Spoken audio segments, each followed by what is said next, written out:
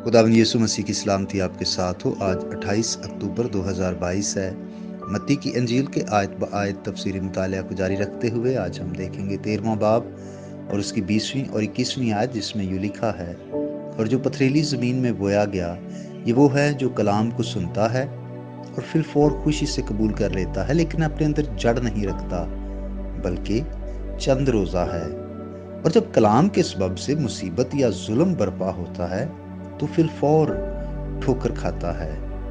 आमीन। ये दूसरी किस्म की ज़मीन जिसकी मिसाल हमारे खुदावंद यीशु मसीह ने दी, पथरीली ज़मीन।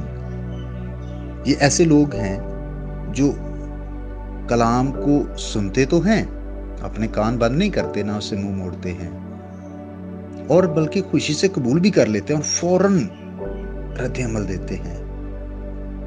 वो ऐसे लगता है कि जैसे बहुत ज़्यादा उन पर असर हुआ है, और मुनादी करने वाले बहुत खुशी महसूस करते हैं, वो फ़ख्र महसूस करते हैं कि मेरी मुनादी बड़ी कामयाब हुई है।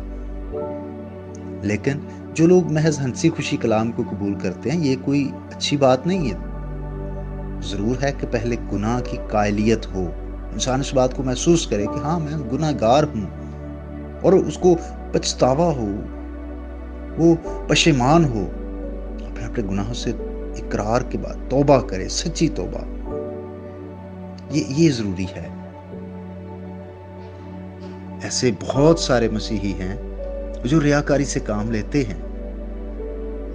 वो कलाम को समझते नहीं हैं, फौरन कहेंगे ओ पादरी साहब आज बड़ा मजा आया है, लेकिन उस कलाम का असर अपनी जिंदगी में ज्यादा देर नहीं रखते, बल्कि चंद रोजा होते हैं।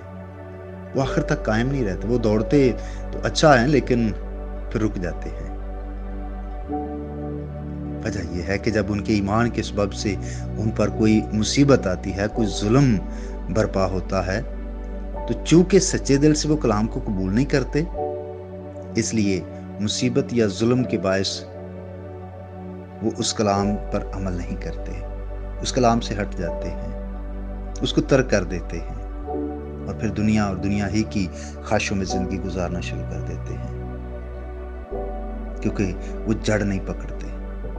अजीज भाई और बहनों, आज हमें अपनी जिंदगी के बारे में सोचना है। कहीं मेरी जिंदगी भी तो ऐसी नहीं कि जब मैं पैगाम को सुनता या सुनती हूँ तो फौरन उसको कबूल करने और उसको उस पर अमल करने के लिए तैयार होती हूँ, लेकिन 2-3 दिन के बाद या 1 हफ्ते या 2 हफ्ते के बाद क्या उस कलाम का असर मेरी ज़िंदगी में रहता है, या मैं फिर पुरानी इंसानियत में चला जाता या चली जाती हूँ?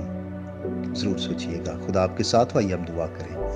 अब आप यीशु के नाम से तेरा शुक्रिया अदा करते हैं और इकरार भी करते हैं कि ऐ खुदा, हमने मुस्तकिल मिजाजी से तेरे कलाम की ताबेदारी नहीं की। हमें मुआफ़ कर, हमें फजल अता कर कि ऐ खुदा, हम कभी भी पथरीली ज़मीन की तरह ना हों, बल्कि हमें अच्छी ज़मीन बना।